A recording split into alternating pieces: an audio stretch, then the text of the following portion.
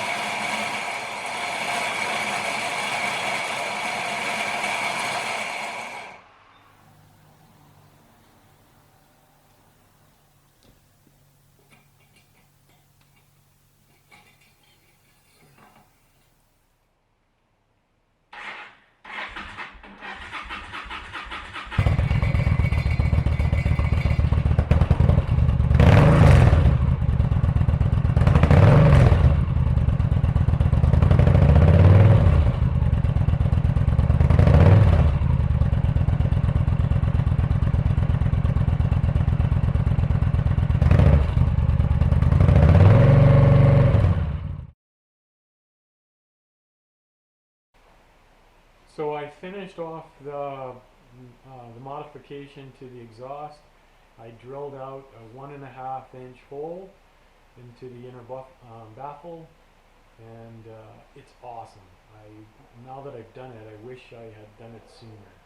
It certainly added a throatiness to the bike. It sounds better, it feels better, especially at lower speeds.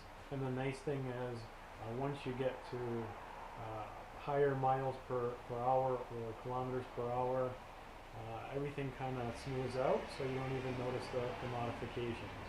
But at low speeds, it feels fantastic and it sounds fantastic, and so I would highly recommend it for this particular bike. It's made a huge difference in the way that it feels. A couple of caveats though. This was supposed to be a cheap mod. It was really only supposed to require, a 12-inch extender and a hole saw, and I already had the drill.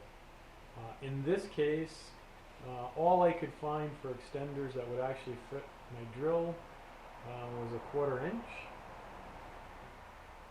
I initially started with a 1.5 inch wood hole saw. That was stupid. I don't know if you can see, but the ground down the actual drill part, I never was able to get through. However, when I actually used one of the bimetal or bi-material hole saws, 1.5 inch again, the problem is that the extender part was 3/8 of an inch, and the hole was only a 1/4 inch. And I went to 5 different places. I tried all these different kinds of things in an effort to try to fit this piece. onto this, or to find an extender, and none of that worked. So ultimately what I ended up having to do in order to get everything to work properly was I got a nut driver, which was a 3/8 of an inch hole with a 1/4 inch adapter part, and I actually epoxied this to this particular adapter, and then had to wait about 3 hours. Even though it says it's a 5-minute epoxy, I think the first time I waited an hour, and that didn't work. It started to come off. So this is a mod that I would highly recommend. I have 2 more mods that I want to make before the end of the season here. One is I've got a new seat on order. It should be here in about a week and a half. And I've mentioned in some other videos where I talked about having a Mustang seat. This is a custom seat with a gel insert and some custom padding, so we'll see. I hope that this is going to work out.